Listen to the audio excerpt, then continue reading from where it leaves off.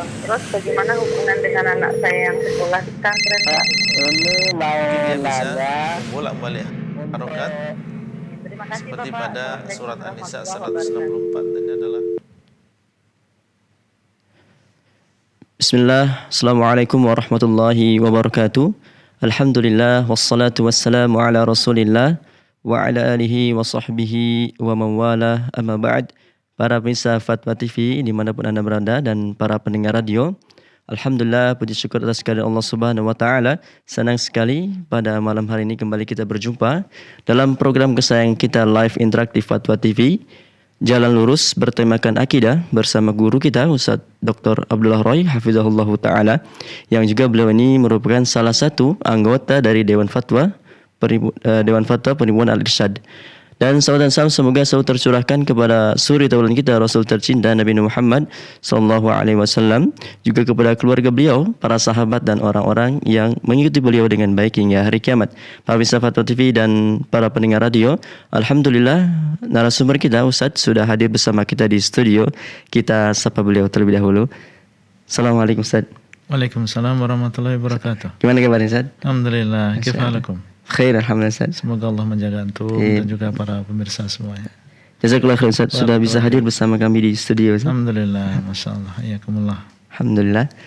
Alhamdulillah pemirsa, insya Allah Ustadz sudah Ustadz dalam keadaan baik dan insya Allah siap menjawab pertanyaan-pertanyaan yang akan pemirsa ajukan nantinya.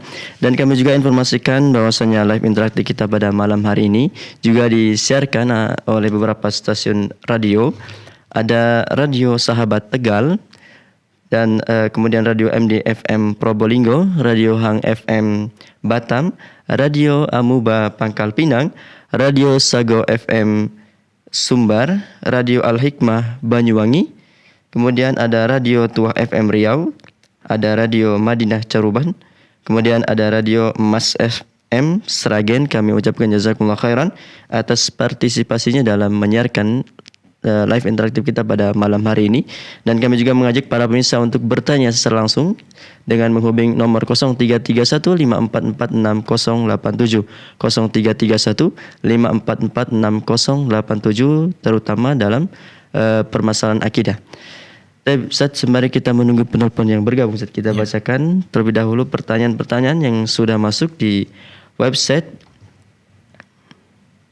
Oh, lupa Ustaz. Ternyata ada, sudah lama enggak live ini. Masyaallah. Ya. Ada sambutan dulu ternyata dari Ustaz sebagai pembuka live interaktif kita pada malam hari ini. Tafadhol Ustaz. Bismillahirrahmanirrahim. Alhamdulillah. Wassalatu wassalamu ala Rasulillah wa ala alihi wa sahbihi wa man walah. Para pemirsa Fatwa TV yang dimuliakan oleh Allah Azza wa Jalla, agama ini, agama Islam adalah agama yang mudah. Sebagaimana dikatakan oleh Nabi SAW, Inna hadha ad-dina yusrun. Sesungguhnya agama ini hakikatnya adalah mudah. Kalau kita memperhatikan syariat yang ada di dalam agama Islam, mulai dari rukun Islamnya dan juga syariat-syariat yang lain, kita dapatkan syariat tersebut adalah syariat yang mudah. Apalagi kalau dibandingkan dengan syariat yang telah Allah SWT turunkan bagi umat-umat sebelum umat Islam. Salat 5 waktu yang dijalankan setiap hari 5 kali dalam sehari semalam dengan jumlah rakaat yang tidak terlalu sedikit dan tidak terlalu banyak, dan disyariatkan di waktu-waktu yang sangat pas. Di waktu subuh, ketika seseorang di siang hari, ketika zuhur, kemudian disyariatkan ketika asar, maghrib dan juga isya, waktu-waktu yang sangat pas yang tidak mengganggu aktivitas manusia, bahkan sangat sesuai dan sangat membantu aktivitas manusia itu sendiri. Demikian pula syariat zakat yang diwajibkan bagi orang-orang yang kaya, tidak diwajibkan untuk semuanya, dan itu pun diambil hanya sebagian kecil dari hartanya, yang apabila itu diambil tidak akan memudarati orang yang kaya tersebut dan tidak akan dan akan memberikan manfaat yang sangat besar bagi orang yang berhak, bagi orang yang miskin, bagi orang yang fakir. Harta yang sedikit yang dikeluarkan oleh orang kaya tadi sangat-sangat bermanfaat bagi orang yang miskin dan juga orang yang fakir. Itu hanya sekedar contoh saja, bahwasanya agama ini adalah agama yang mudah. Allah SWT mengatakan, "Ma yuridullahu liyaj'ala 'alaikum min haraj." Allah SWT tidak menginginkan untuk menyusahkan kalian. Kalau kita perhatikan, syariat yang ada dalam agama kita ini adalah sangat-sangat mudah, bermanfaat bagi manusia, baik itu yang berupa perintah maupun berupa larangan.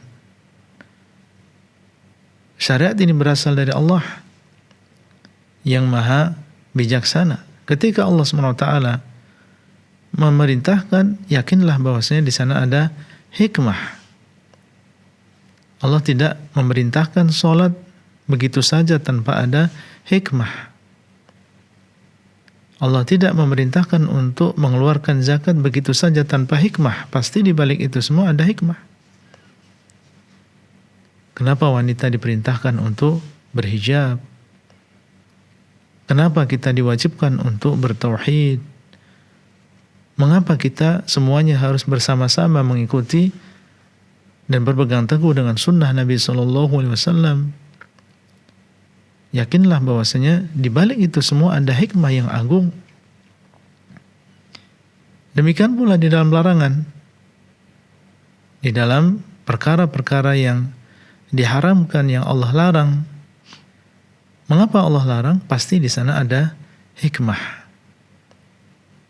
Yakinlah bahwasanya di dalam perkara yang diharamkan oleh Allah, kalau dilakukan oleh seseorang, di sana ada mudaratnya. Terkadang kita mengetahui mudaratnya, terkadang tidak. Minum minuman keras ada mudaratnya, dan kita tahu akibat dari seseorang meminum minuman keras, akibat bagi kesehatan dia, bagi tubuhnya, efeknya bagi orang lain.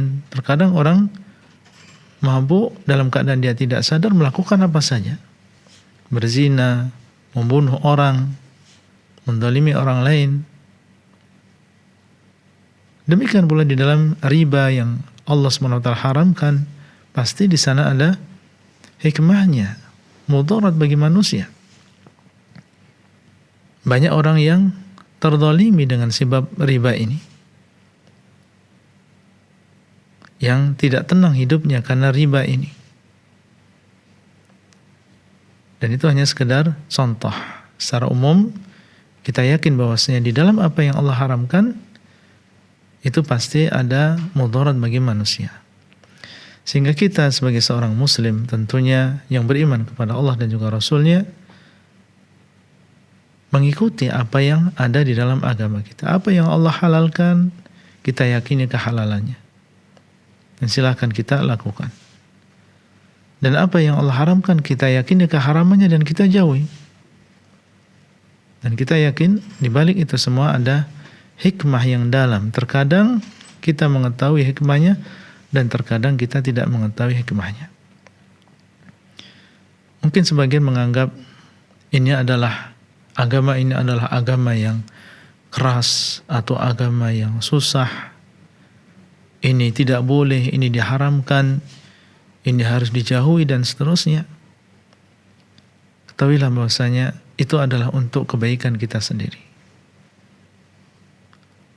Akal kita terlalu picik, pikiran kita terlalu pendek. Sementara Allah Azza wa Jalla dialah Al-Alimul Hakim, dialah yang maha mengetahui dan maha bijaksana. Kita menganggap ini adalah sesuatu yang bagus. Ini sudah turun-temurun. Ini sudah menjadi kebiasaan kita di sini. Dan ini adalah baik, itu menurut kita. Tapi siapa yang lebih tahu? Bukankah Allah Azza wa Jalla yang telah menciptakan yang menciptakan kita, dialah yang lebih tahu tentang apa yang baik bagi kita dan apa yang mudarat bagi kita. Ala ya'lamu man khalaq. Bukankah yang menciptakan itulah yang mengetahui? Dan Allah mengatakan wallahu ya'lamu wa antum la ta'lamun. Dan Allah dialah yang tahu sedangkan kalian tidak mengetahuinya. Jadi terkadang kita menganggap itu adalah sesuatu yang keras, sesuatu yang bertentangan dengan mungkin kelembutan menurut sebagian. Tapi ternyata di baliknya ada hikmah.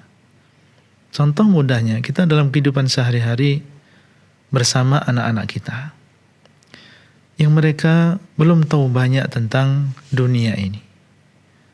Sementara kita sudah mendahului mereka, kita tahu oh ini adalah perkara yang baik, ini adalah perkara yang buruk. Mereka yang baru berumur 6 tahun, 7 tahun, baru mengenal ini dan mengenal itu, tidak mengetahui hakikat dari perkara-perkara tersebut. Menganggap bahwasanya adalah tidak masalah, sementara kita tahu di balik ini ada mudarat bagi mereka di kemudian hari. Mereka menganggap mungkin sebagian makanan karena enak, mereka sering beli, mereka sering jajan. Padahal kita tahu makanan ini mengandung ini dan mengandung itu. Kalau terus dimakan oleh mereka, maka akan merusak lambung mereka. Sebagaimana telah merusak lambung si fulan dan si fulan. Kita tahu. Kemudian kita katakan kepada anak-anak kita, dan mungkin kita agak sedikit keras. Ini enggak boleh. Jangan dikasih jajan, jangan dikasih uang untuk beli ini. Atau bahkan terkadang kita mengancam, awas kalau sampai beli ini, nanti begini dan begini. Kenapa kita demikian kerasnya? Karena kita mengetahui tentang mudarat dari makanan tersebut. Bukan karena kita benci terhadap anak kita. Kita sayang dan kita cinta kepada mereka. Cuma kenapa kita melarangnya? Karena kita mengetahui tentang mudarat makanan yang akan mereka makan tersebut. Walillahil mathalul a'la. Dan bagi Allah Azza wa Jalla ada permisalan yang lebih tinggi daripada itu. Kita tidak tahu, sementara Allah Azza wa Jalla dialah yang tahu. Maka meskipun menurut kita itu adalah sesuatu yang keras, kita tidak boleh ini, kita diharamkan ini, yakinlah bahwasanya di balik itu semua ada kebaikan bagi kita dan juga kehidupan kita. Wallahu taala a'lam. Nah, Jazakallah khair Ustaz. Hayyakumullah, barakallahu fiik. Barakallah.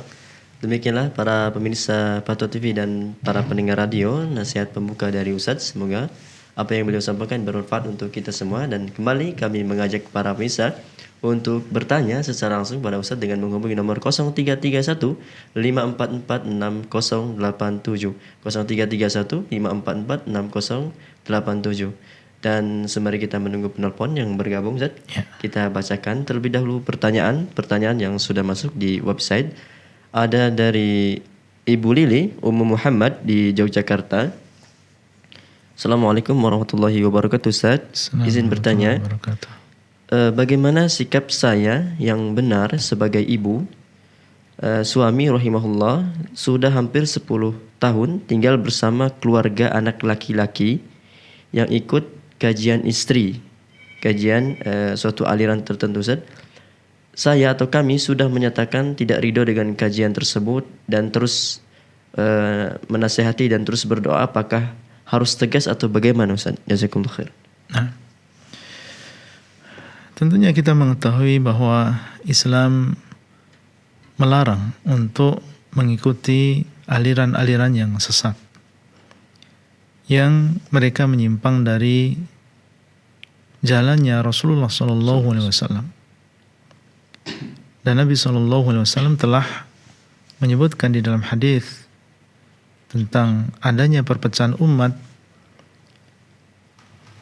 wa innahu sataftariqu ummati wa sataftariqu ummati ala 73 firqah, dan akan berpecah belah umatku menjadi 73 golongan, kulluha finnar, semuanya masuk neraka illa wahidah, kecuali satu golongan saja. Menunjukkan tentang larangan untuk berpecah belah, mengikuti aliran-aliran yang mereka menyimpang dari jalannya Rasulullah SAW. Dan kewajiban kita adalah berpegang teguh dengan sunnah Rasulullah SAW. Kalau memang ada di antara keluarga kita, anak kita, atau keluarga anak kita, jelas mereka adalah orang-orang yang dekat dengan kita, dan kita mengetahui bahwasanya mereka berada di atas aliran yang sesat, maka tentunya kita sebagai seorang keluarga, sebagai seorang ayah, sebagai seorang ibu yang sudah Allah SWT sadarkan dan diberikan hidayah kepada sunnah, kita berusaha untuk mendakwai mereka dengan lemah lembut, diiringi dengan doa semoga Allah SWT memberikan hidayah. Adapun hanya sekedar tinggal bersama mereka, selama tidak dikhawatirkan keberadaan kita di sana ini akan mempengaruhi agama kita, karena tentunya yang namanya aliran-aliran yang sesat tersebut berusaha untuk mengajak orang lain masuk ke dalam alirannya. Ada sebagian mereka yang sangat-sangat aktif untuk mengajak orang lain masuk ke dalam alirannya. Dan ada di antara mereka yang adem-adem saja ya. Artinya dia yang penting melaksanakan ritualnya dan tidak mengajak orang lain kepada alirannya. Tentunya berbeda antara yang pertama dengan yang kedua. Yang pertama ini sangat membahayakan karena dia mengajak orang lain untuk masuk ke dalam alirannya. Ala kulli hal, sebagai seorang keluarga kita berusaha untuk menasihati. Kalau memang dikhawatirkan keberadaan kita di situ akan terpengaruh, diajak misalnya ke kajian-kajiannya atau ke kegiatan alirannya, maka tentunya yang lebih menjaga agama kita adalah kita berpindah dari tempat tersebut. Ya, kita tinggal di tempat yang lain yang lebih menjaga agama kita daripada kita tinggal bersama mereka, dan akhirnya kita akan ditarik, akhirnya kita akan dipengaruhi kepada aliran yang sesat tersebut. Wallahu taala a'lam. Nah. Jazakallahu khairan Ustaz. Iyakumullah. Demikianlah ibu yang bertanya, semoga bermanfaat dan semoga Allah selalu memberikan hidayah dan taufik kepada ibu, keluarga dan para pemirsa semuanya. Sudah ada penelpon yang bergabung Ustaz. Ada Bu Rusmini di Pacitan. Assalamualaikum warahmatullahi wabarakatuh, Bu. Waalaikumsalam warahmatullahi wabarakatuh. Ya. Silakan Ibu pertanyaannya. Ya. Assalamualaikum warahmatullahi wabarakatuh, Ustaz. Assalamualaikum warahmatullahi wabarakatuh. Ini pertanyaan saya mengenai doa sesudah sholat witir, Ustaz. Ya. Ustaz bilang subhanal malikil kudus, subhanal malikil kudus, terus yang terakhir dibaca agak keras. Yang saya maksud, sebelumnya apa diawali dengan bismillah, termasuk membaca sholawat dan mengagukan nama Allah, atau bagaimana? Apa cukup langsung subhanal malikil kudus, subhanal malikil kudus, terus yang ketiga agak keras suaranya. Terus yang kedua, kita mendengarkan adzan, ada yang diucapkan sesudah asyhadu anna Muhammadar Rasulullah, itu yang mengucapkan raditu billahi robba itu apa pas ucapan muadzin itu yang bagaimana yang kita mengucapkan raditu billahi robba itu. Terus yang ketiga, di bulan Sya'ban kita diupayakan memperbanyak puasa sunnah. Terus seperti yang saya alami, saya itu biasa puasa Senin dan Kamis. Terus qadarullah tadi malam itu kesiangan, terus tidak bisa makan sahur, ya sudah saya siapkan, sudah terdengar azan, saya tidak jadi makan sahur, terus tidak jadi puasa sekemis tadi. Apa bisa kalau besok itu saya puasa? Ada apa puasa Sa'ban, Ustaz? Katanya kalau Kemisnya itu tidak puasa, Jumatnya katanya lo itu. Tapi yang pasti saya kurang tahu, maka saya mohon penjelasan dari Ustaz. Pak, besok itu saya boleh kalau puasa Sa'ban. Ya. Terima kasih. Saya kumul khairan. Assalamualaikum warahmatullahi wabarakatuh. Assalamualaikum warahmatullahi wabarakatuh. Ya. Tentang pertanyaan yang pertama, zikir yang diajarkan oleh Nabi SAW setelah witir, yaitu ucapan Subhanal Malikil Quddus, Subhanal Malikil Quddus dengan sir, dengan melirihkan suara, kemudian yang terakhir dikeraskan Subhanal Malikil Quddus, Subhanal Malikil Quddus. Dan 3 kali kita ucapkan, 2 kali dengan melirihkan suara dan yang terakhir dengan mengeraskan suara, tanpa menambah Rabbil Malaikati Waruh, karena tambahan tersebut ada yang mengatakan tambahannya tidak sahih. Apakah didahului dengan basmalah atau mengucapkan salawat atas Nabi SAW? Yang datang dari Nabi SAW hanya ini saja. Ya, yang datang dari Nabi SAW hanya ini saja, yaitu seseorang mengatakan Subhanal Malikil Quddus, Subhanal Malikil Quddus, Subhanal Malikil Quddus. Tidak ada di sana tambahan dengan basmalah atau mengucapkan salawat atas Nabi SAW. Sehingga kita cukupkan diri kita dengan bacaan tersebut saja. Kemudian yang kedua, tentang ketika seorang muadzin mengumandangkan adzan, apakah di sana ada syariat membaca raditu billahi robba wa bil islami dina wa bi Muhammadin sallallahu alaihi wasallam nabiyya? Wallahu alam. Kalau yang dimaksud adalah ketika adzan, tentunya yang disyariatkan ketika adzan adalah mengikuti apa yang diucapkan oleh muadzin. Mengikuti apa yang diucapkan oleh muadzin. Apa yang dia lafadzkan kita ucapkan.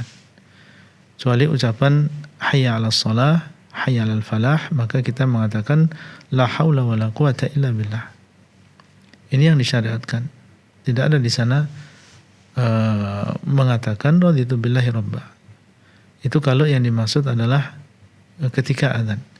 Adapun setelah adzan, setahu ana wallahu taala alam, tidak ada di sana syarat untuk membaca ucapan ini raditu billahi robba.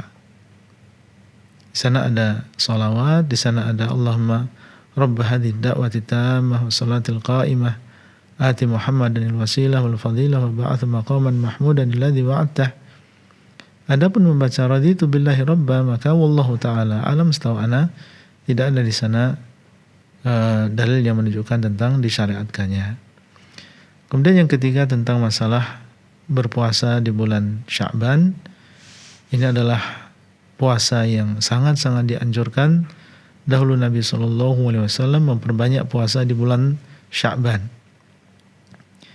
Sampai dikatakan oleh Ummul Mukminin Aisyah radhiyallahu taala anha bahwasanya beliau berpuasa di bulan Sya'ban seluruhnya. Dan maksudnya adalah sebagian besarnya. Karena disebutkan dalam riwayat yang lain bahwasanya beliau tidak melakukan puasa penuh kecuali di bulan Ramadan. Adapun di bulan Sya'ban maka beliau berpuasa sebagian besarnya. Sehingga secara umum kita disunahkan untuk berpuasa di bulan Sya'ban. Hari apa? Hari apa saja. Hari Senin, hari Kamis, hari Selasa, hari Rabu, hari Jumat, hari Sabtu. Hari apa saja kita disunahkan untuk memperbanyak puasa memang di bulan Sya'ban ini. Kalau misalnya hari ini qadarullah kita tidak bisa berpuasa di hari Kamis ini, kemudian besok kita ingin berpuasa, niatnya adalah ingin berpuasa di bulan Sya'ban, karena Nabi SAW dahulu melakukan banyak puasa di bulan Sya'ban, tidak masalah. Yang penting niatnya bukan mengkhususkan hari Jumat atau meyakini bahwasanya berpuasa di hari Jumat adalah afdal. larangan berpuasa di hari Jumat itu kalau sampai seseorang mengkhususkan atau meyakini ada keutamaan tertentu berpuasa di hari Jumat, ini yang nggak boleh. Adapun seseorang dia ingin melakukan puasa Sya'ban dan bertepatan dengan hari Jumat, tidak masalah. Tidak ada di dalam hatinya keyakinan untuk mengkhususkan hari Jumat dengan puasa. Dia hanya ingin berpuasa di bulan Sya'ban, mengikuti Nabi SAW, itu saja. Sehingga seandainya Ibu Rosmini secara khusus ingin berpuasa besok di hari Jumat, tidak masalah meskipun hari ini tidak berpuasa. Wallahu taala a'lam. Jazakallah khair Ustaz. Demikianlah Ibu Rosmini yang bertanya. Jazakallah khair wa barakallahu fiik, semoga bermanfaat. Dan kembali kita sapa para penelpon yang sudah bergabung Ustaz. Ya. Ada Ibu hamba Allah di Pekanbaru. Assalamualaikum warahmatullahi wabarakatuh. Assalamualaikum. Silakan Ibu. Assalamualaikum. Assalamualaikum warahmatullahi wabarakatuh. Waalaikumsalam warahmatullahi wabarakatuh. Silakan Ibu pertanyaannya. Ya, saya mau bertanya nih Pak Ustadz. Ya.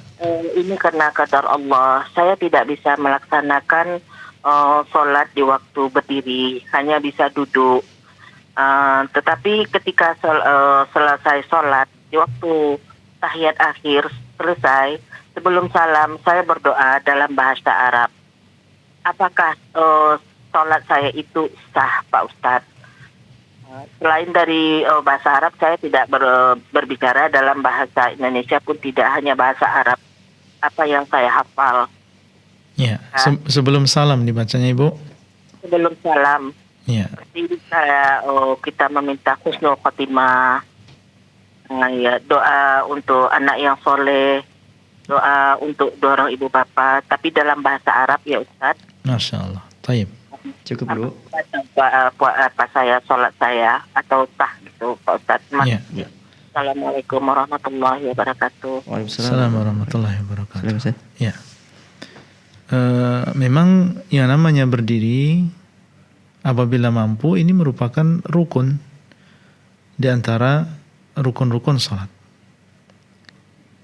Ya. Allah SWT mengatakan wa qumu lillahi qanitin. Hendaklah kalian berdiri untuk Allah dalam keadaan khusyuk, dalam keadaan beribadah kepada Allah Azza wa Jalla. Berdiri ketika salat, dan yang dimaksud adalah salat 5 waktu, bagi orang yang mampu ini merupakan rukun di antara rukun-rukun salat. Bagaimana dengan orang yang tidak mampu? Seperti ibu penanya, hamba Allah di Pekanbaru, kalau memang tidak mampu untuk berdiri, maka diberikan uzur bagi seseorang untuk melakukan salat dengan duduk. Nabi SAW mengatakan, salli qa'iman, hendaklah engkau salat dalam keadaan berdiri. Menunjukkan bahwasanya asalnya adalah berdiri seseorang. Kalau dia mampu untuk berdiri kemudian dia duduk, tidak sah dalam salat wajib, dalam salat 5 waktu. Fa illam tastati', kalau engkau tidak mampu, faqa'idun. Kalau engkau tidak mampu maka faqa'idan. Kalau engkau tidak mampu maka hendaklah engkau duduk. Salatlah engkau dalam keadaan duduk. Seorang tidak mampu ketika dia berdiri, maka dia terasa bumi ini berputar misalnya, atau memang dia tidak mampu berdiri lama-lama, berdiri 3 menit dia tidak mampu, maka dalam keadaan demikian agama ini memberikan kemudahan. Kalau tidak mampu berdiri maka duduklah, salatlah dalam keadaan duduk, tidak masalah. Bahkan seandainya seseorang tidak mampu untuk duduk pun, maka dalam keadaan demikian diberikan keringanan untuk sholat dalam keadaan berbaring. Ada sebagian orang yang sakit tidak mampu dia sholat dalam keadaan duduk, yang dia mampu adalah berbaring. Ketika dia duduk langsung muntah misalnya, maka orang yang demikian tentunya dia diberikan uzur, diberikan keringanan untuk melakukan sholat dalam keadaan berbaring, tidak masalah. Sholat menjadi tidak sah kalau orang mampu berdiri kemudian dia duduk, ya maka sholatnya menjadi tidak sah. Tapi kalau memang itu karena udzur, maka ini tidak akan mempengaruhi keabsahan dari sholatnya. Jadi sholatnya tetap sah. Ini terkait dengan sholat dalam keadaan duduk. Kapan itu membatalkan? Kalau dia mampu untuk berdiri. Adapun tentang membaca doa sebelum salam dan dilakukan itu dengan bahasa Arab, maka inilah yang memang disunahkan oleh Rasulullah SAW. Beliau SAW menganjurkan kita untuk berdoa sebelum salam. Ini adalah termasuk waktu yang mustajab. Apa yang disebutkan tadi, meminta kepada Allah husnul khatimah, bagus, doa yang sangat baik, dan dilaksanakan itu dengan bahasa Arab, ini juga bagus. Kita keluar dari perbedaan pendapat di antara para ulama. Karena ada di antara mereka yang tidak memperbolehkan seseorang berdoa dengan bahasa selain bahasa Arab. Mereka mengharuskan untuk dalam sholat kita untuk menggunakan bahasa Arab. Dan ada di antara mereka yang membolehkan. Ketika kita memilih berdoa dengan bahasa Arab, tentunya kita itu lebih selamat. Kita lebih tenang. Dan tidak ada perbedaan pendapat di antara ulama tentang bolehnya berdoa dengan bahasa Arab. Yang menjadi perbedaan adalah menggunakan bahasa asing selain bahasa Arab. Apakah boleh? Apa yang ibu lakukan, maka ini sangat bagus sekali. Jadi kita dan itu lebih berhati-hati. Kalau kita ingin berdoa di dalam sholat kita, ya kita hafal dulu dengan bahasa Arab.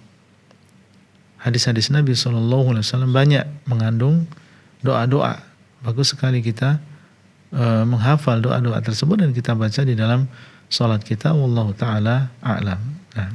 Jazakallah khair Ustaz. Barakallahu fiik. Demikianlah ibu yang bertanya, semoga bermanfaat dan semoga Allah selalu memberikan kesehatan, kesabaran kepada ibu dan keluarga dan para pemirsa semuanya. Dan kembali kita Ustaz angkat penelpon yang sudah bergabung Ustaz. Ada Ibu Rasmi di Riau. Assalamualaikum warahmatullahi wabarakatuh. Ibu Rasmi. Assalamualaikum warahmatullahi wabarakatuh. Ya, silakan Ibu. Assalamualaikum warahmatullahi wabarakatuh, Ustaz. Assalamualaikum warahmatullahi wabarakatuh. Begini Ustaz, di tempat saya tinggal, tradisi masyarakat untuk menyambut bulan puasa, bulan Ramadan, dan mereka kenduri dengan memanggil orang-orang masjid dan tetangga-tetangga sekeliling rumah, dan juga membawakan Pak Imam Masjid ke kuburan untuk mendoakan keluarga yang sudah meninggal. Nanti setelah Pak Imam tadi membaca selesai baca doa, itu dikasih amplop dengan salam tempel gitu. Apakah ada sunnah Nabi yang perbuatan yang demikian Ustaz?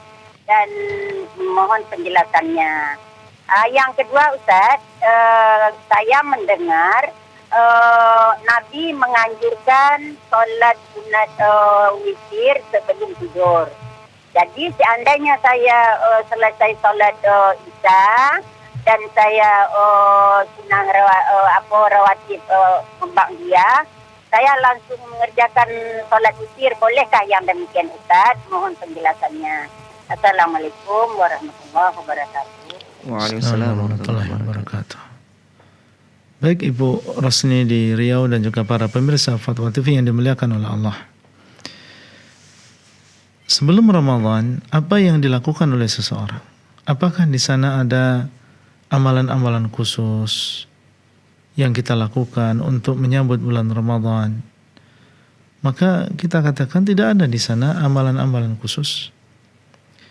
Yang dilakukan adalah kita memperbanyak berpuasa di bulan Sya'ban. Dan secara umum memperbanyak amal soleh di bulan Sya'ban. Karena bulan ini seperti bulan yang kita gunakan untuk pemanasan sebelum kita melakukan puasa yang wajib. Sehingga diharapkan orang yang giat dalam melakukan ibadah di bulan Sya'ban, biiznillah akan mudah baginya untuk mengkhatamkan Al-Quran, berpuasa, bersedekah di bulan Ramadan. Ini yang kita harapkan. Dahulu Nabi SAW banyak berpuasa di bulan ini. Sebagian salaf dinukil dari mereka, dahulu mereka mempersiapkan untuk Sya'ban seperti kalau mereka mempersiapkan untuk Ramadan. Karena mereka tahu bahwasanya diharapkan orang yang berhasil di bulan Sya'ban ini akan berhasil di bulan Ramadan. Tidak ada di sana misalnya mandi ya sebelum memasuki bulan Ramadan, atau berziarah kubur, mengkhususkan berziarah kubur sebelum memasuki bulan Ramadan. Ini tidak dicontohkan oleh Rasulullah SAW. Atau mengumpulkan tetangga, mengumpulkan jamaah masjid untuk acara tertentu, makan bersama misalnya untuk menyambut bulan Ramadan, atau mengajak sebagian ustadz ke kuburan untuk mendoakan, kemudian dan seterusnya.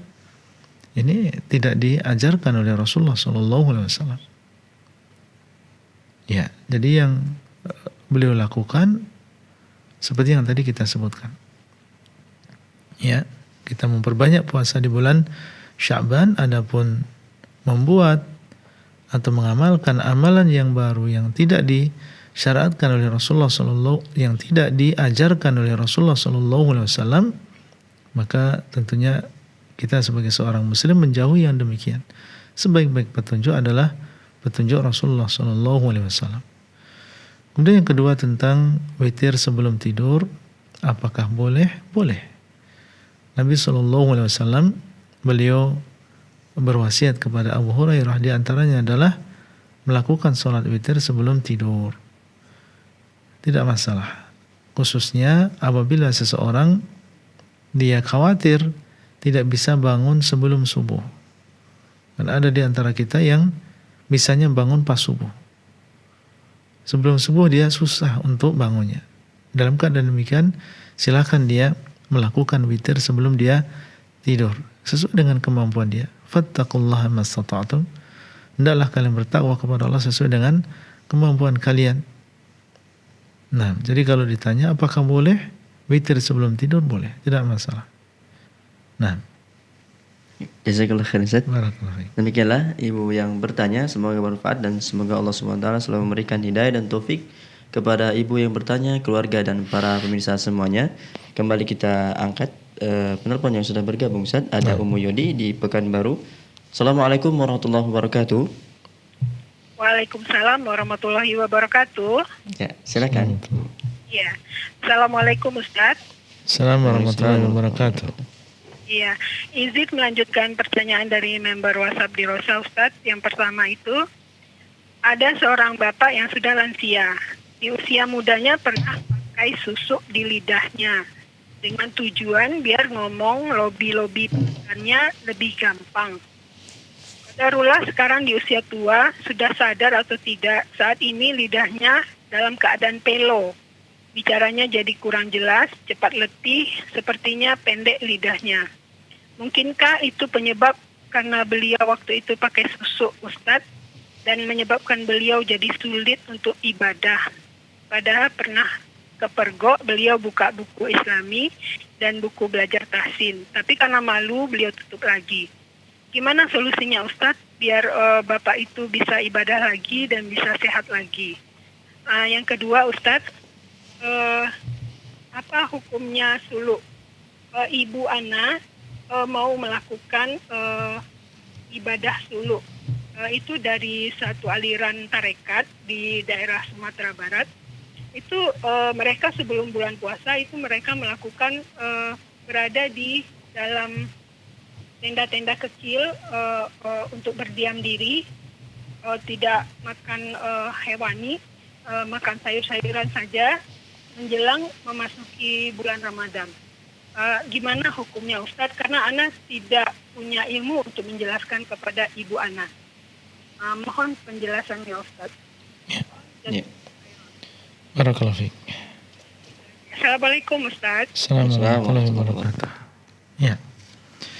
Tentang pertanyaan yang pertama, Nabi SAW pernah bertemu dengan seorang sahabat yang dia memakai semacam gelang. Kemudian Nabi SAW mengatakan, ma hadhihi, apa ini? Dia mengatakan, minal wahinah. Ini adalah termasuk al-wahinah. Al-wahinah ini semacam jimat. Mereka masih terbawa-bawa dengan kebiasaan mereka di jahiliyah. Maka Nabi mengatakan, inzi'ha, hendaklah engkau melepas jimat tersebut.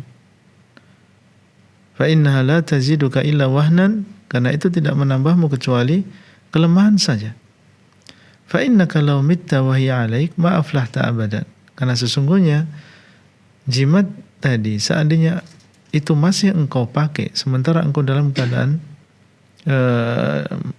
engkau mati dan engkau masih memakai barang tersebut, padahal engkau sudah tahu tentang hukumnya, ma aflahta abadan, maka engkau tidak akan sukses selamanya, engkau tidak akan beruntung selamanya. Apa yang bisa kita ambil dari hadis ini? Bahwasanya kalau memang seseorang sebelumnya dia memakai jimat misalnya, baik itu yang berada di luar ataupun yang ditanam di dalam tubuh, yang dinamakan dengan susu, maka apabila memang tidak ada di sana mudarat yang lebih besar, maka kita ambil dan kita buang. Dan jangan sampai seseorang meninggal dunia dalam keadaan memakai barang tersebut.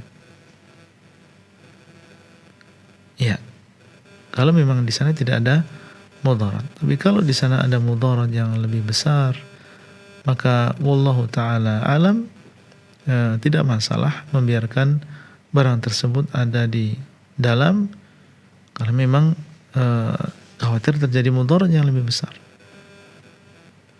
Ya, dan bertobat kepada Allah dari perbuatan tersebut. Mohon ampun kepada Allah Azza wa Jalla dan berjanji untuk tidak mengulangi kembali perbuatan tersebut di masa yang akan datang. Semoga ketika diambil barang yang ada di lidahnya tadi, ini akan membawa perubahan di dalam dirinya atau di dalam diri bapak yang disebutkan dalam pertanyaan tadi. Diharapkan dia bisa lebih mudah mempelajari Al-Quran, lebih mudah di dalam beribadah kepada Allah, karena memang adanya barang-barang tersebut pada diri seseorang ini punya pengaruh ya. Karena itu kan ada isti'anah dengan jin, isti'anah dengan syaitan, dan meyakini bahwasanya barang-barang tersebut demikian dan demikian. Kalau memang seseorang sudah bertobat kepada Allah Azza wa Jalla, maka di antara bentuk taubatnya adalah dia lepaskan benda-benda tersebut. Ya, dia tinggalkan benda-benda tersebut. Kalau itu berada di dalam, maka dia berusaha untuk mengeluarkan. Sekali lagi, apabila memang tidak ada di sana mudarat. Kemudian yang kedua tentang tata cara menyambut bulan Ramadan yang dilakukan oleh sebagian aliran yang menisbahkan dirinya kepada Islam. Ada tenda-tenda, tinggal di sana, kemudian dalam keadaan dia tidak makan hewan, tapi hanya memakan sayur-sayuran yang demikian sebagai persiapan untuk menyambut bulan Ramadan. Ini sesuatu yang tidak diajarkan oleh Rasulullah SAW. Tidak ada orang yang lebih semangat untuk beribadah, untuk menjelaskan kepada umat daripada Rasulullah SAW. Kalau itu baik, tentunya sudah beliau sampaikan. Tapi tidak ada di sana dalil yang menunjukkan bahwasanya di antara sunnah beliau adalah melakukan ibadah dengan cara tersebut, membuat tenda, tinggal di situ, kemudian tidak memakan hewan, hanya memakan tumbuh-tumbuhan atau sayur-sayuran. Para sahabat radhiyallahu taala anhum yang demikian semangatnya untuk beramal soleh, tidak ada di antara mereka yang melakukan demikian. Jadi kita nasihati saja ibu supaya jangan melakukan amalan yang seperti itu, dan kita sampaikan bahwasanya Nabi SAW tidak melakukannya. Semoga Allah SWT memberikan hidayah kepada kita semua. Wallahu ta'ala a'lam. Nah. Jazakallah khairan Ustaz. Demikianlah jazakillah khairan wa barakallahu fiik atas pertanyaan, semoga bermanfaat. Dan kembali kita angkat penelpon yang sudah bergabung, ada Pak Ahmad di Bangka. Assalamualaikum warahmatullahi wabarakatuh, Pak Ahmad. Waalaikumsalam. Ya, silakan pertanyaannya. Begini Ustadz ya. Ya. Terkadang saya ikut sholat berjamaah ya. Nah, ketika sujud kan ada zikir doa. Jadi di zikir doa saya itu belum selesai, kedulu imam sudah gerakan berikutnya. Jadi ada perasaan was-was gimana doa ini tidak terkabul atau terus-menerus itu kadang-kadang sholat berjamaah itu. Jadi sudah itu yang kedua ini Ustaz ya. Ketika saya diuji sakit ya, ada perasaan yang luar biasa takutnya, was-was itu. Ketakutannya apa? Jikalau Allah menghendaki mencabut nyawa saya, khawatir dosa-dosa yang pernah saya lakukan itu belum diampuni. Jadi gimana untuk kiat-kiatnya agar was-was antara dua itu bisa saya merasa aman, merasa ibadah ini tentram dan mohon kepada Allah diampuni. Itu gitu kita kira-kira Ustaz. Iya. Ya. Ya. Quran, jazakallahu khairan. Barakallahu fiik. Bapak Ahmad di Bangka, semoga Allah SWT memberkahi antum dan juga keluarga antum dan juga para pemirsa sekalian. Pertama tentang bagaimana sikap kita sebagai seorang makmum. Kita berusaha untuk berzikir, berdoa ketika sujud kita. Hanya saja imam kita ini terlalu cepat sehingga terkadang kita belum selesai berdoa, dia sudah mengangkat kepalanya terlebih dahulu. Padahal kita ingin berdoa, ya Allah, ampunilah dosaku, berikanlah aku husnul khatimah dan seterusnya. Apakah ini menunjukkan bahwasanya doa kita tidak dikabulkan oleh Allah Azza wa Jalla? Kita katakan bahwasanya berdoa ketika sujud ini adalah sesuatu yang dianjurkan, bukan merupakan kewajiban. Kalau imam dia sudah tumakninah di dalam sholatnya, maka kita berharap semoga meskipun hanya sebentar sujudnya, tapi yang penting dia tumakninah, ada jeda untuk diam di dalam sujudnya, maka ini tidak mempengaruhi sahnya sholat. Sholat tersebut tetap sah. Cuma memang kita tidak bisa lama berdoa. Kita tidak bisa lama berdoa kalau imamnya hanya sebentar. Dan ketika dia mengangkat sementara kita belum selesai berdoa, ini tidak menunjukkan bahwasanya doa kita tidak dikabulkan. Apa solusinya? Kita bisa berdoa sendiri dan memperpanjang doa kita ketika kita sholat sendirian. Ya, imam mungkin melakukannya demikian. Dia melihat makmumnya ini banyak orang-orang yang lemah mungkin, sehingga dia tidak bisa terlalu lama.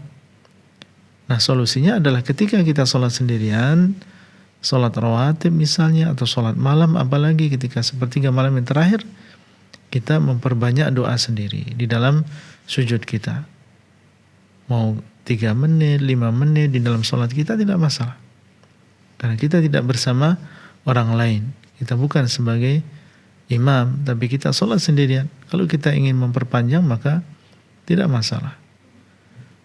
Kemudian yang kedua, tentang masalah dosa yang telah berlalu dan keinginan kita untuk diterima taubatnya dan diampuni oleh Allah. Dalam keadaan seperti ini kita harus husnudzan. Secara umum seorang muslim husnudzan kepada Allah. Dan Allah SWT akan memperlakukan kita sesuai dengan persangkaan kita kepada Allah. Ana inda dhanni abdi bi. Aku sesuai dengan persangkaan hambaku kepadaku. Artinya kalau kita berbaik sangka kepada Allah, maka itulah yang Allah akan lakukan kepada kita. Ini secara umum dalam kehidupan kita, ketika kita mendapat nikmat, ketika kita mendapatkan musibah, husnudzan kepada Allah. ketika mendapatkan nikmat, semoga ini adalah kehendak Allah supaya kita mempergunakan nikmat tadi dalam kebaikan sehingga kita semakin dekat dengan Allah. Ketika kita mendapatkan musibah, semoga ini adalah mengingatkan kita, semoga ini menghapuskan dosa kita. Taib. Di sana ada beberapa keadaan yang sangat-sangat ditekankan kita untuk berhusnudzon kepada Allah. Seperti yang disebutkan dalam pertanyaan ini, seseorang ketika mengingat dosa dan dia ingin bertobat kepada Allah, maka dalam keadaan seperti ini sangat-sangat ditekankan kita berhusnudzon kepada Allah Azza wa Jalla. Bukankah Allah SWT dialah yang mengabarkan nabbi ibadi anni anal ghafurur rahim? Kabarkan kepada hamba-hambaku bahwasanya aku adalah zat yang maha pengampun lagi maha penyayang.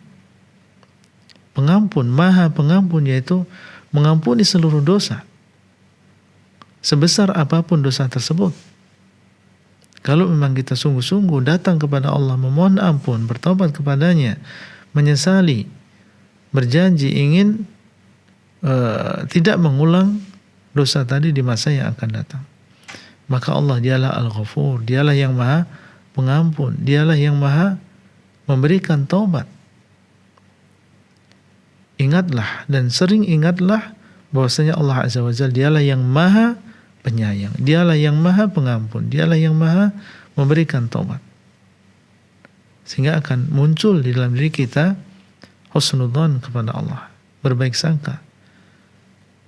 Dan tidaklah Allah SWT mengilhamkan kepada kita taubat kepadanya kecuali Allah menginginkan menginginkan kebaikan bagi kita.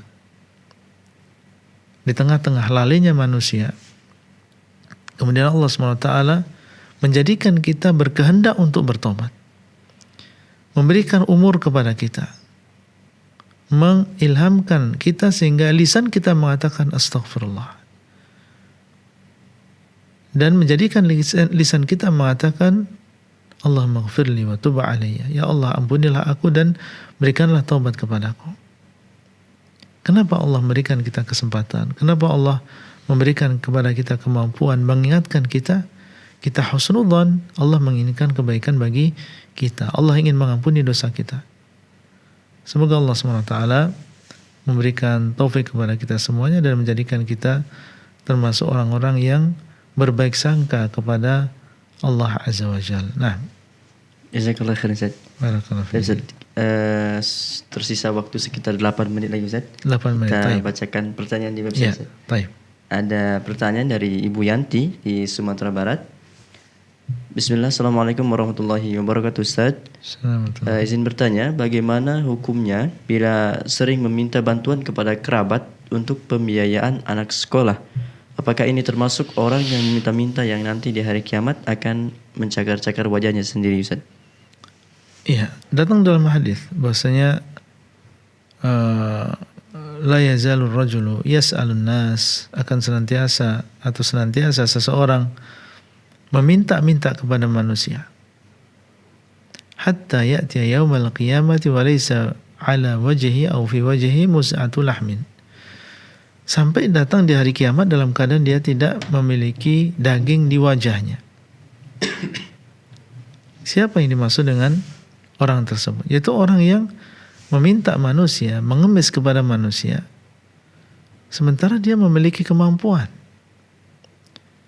dan meminta kepada manusia hanya untuk memperbanyak hartanya. Ada sebagian orang mengemis, sementara kalau kita melihat dia adalah orang yang mampu, dan terus-menerus dia meminta manusia. Ini yang dimaksud. Adapun seseorang dalam keadaan dia memang darurat, tidak memiliki, dan seandainya dia tidak meminta kepada orang lain, maka dia bisa meninggal dunia. Akhirnya terpaksa dia meminta kepada orang lain. Sekedarnya setelah dia merasa cukup, maka dia setelah itu tidak meminta kepada orang lain. Ini tidak masalah. Dalam keadaan seperti ini tidak masalah, karena memang dalam keadaan darurat. Dan yang namanya darurat sesuai dengan kadarnya, tidak boleh kita berlebihan. apa yang disebutkan dalam pertanyaan tadi, wallahu ta'ala alam, ini bukan sesuatu yang darurat. Ya, bukan sesuatu yang darurat, yang seandainya seseorang tidak melakukannya maka dia akan meninggal dunia. Sehingga wallahu ta'ala alam, sebagai seorang muslim kita berhati-hati. Kalau memang kita tidak punya dan kita berharap di sana ada yang kita jagakan, mungkin gaji bulan depan atau 2 bulan lagi, maka jangan kita minta, tapi kita berhutang. Dalam keadaan terpaksa kita berhutang, nanti kita kembalikan ketika kita sudah memiliki kemampuan. Ada seseorang meminta-minta dalam urusan yang tadi disebutkan dalam pertanyaan, maka wallahu ta'ala alam, menurut saya ini tidak sampai keadaannya kepada perkara yang darurat yang membolehkan kita untuk meminta kepada orang lain. Wallahu ta'ala alam. Nah, Tapi Ustaz, alhamdulillah ini pertanyaan terakhir kita Ustaz pada kesempatan pada malam hari ini. barakallahu fiik. Jazakallah khairan atas waktu dan ilmu Ustaz. Dan Ayakumullah. semoga kita bisa kembali berjumpa Ustaz di lain Amin. kesempatan. Jazakumullah khairan. Amin. Iya. Masya Allah. Demikianlah para pemirsa Fatwa TV dan pendengar radio, tadi adalah pertanyaan kita, pertanyaan terakhir pada malam hari ini. Dan kami juga terus mengajak pada para pemirsa Fatwa TV dan pendengar radio untuk selalu menyaksikan live interaktif Fatwa TV di Fatwa TV dari hari Senin hingga Jumat. Dan bagi Anda yang ingin mengetahui informasi seputar Fatwa TV dan Dewan Fatwa Perhimpunan Al-Irsyad, Anda dapat mengunjungi website kami di www.dewanfatwa.com. Dan akhirnya kita akhiri perjumpaan kita pada malam hari ini dengan doa kafaratul majelis. Subhanakallahumma bihamdika, asyhadu an la ilaha illa anta, astaghfiruka wa atubu ilaik. Assalamualaikum warahmatullahi wabarakatuh. Ya Allah. Terus bagaimana hubungan dengan anak saya yang sekolah di pesantren, Pak? Ini mau Dia bisa nanya bolak-balik harokat Terima kasih seperti Bapak. pada Assalamualaikum surat An-Nisa warahmatullahi wabarakatuh. 164 tadi.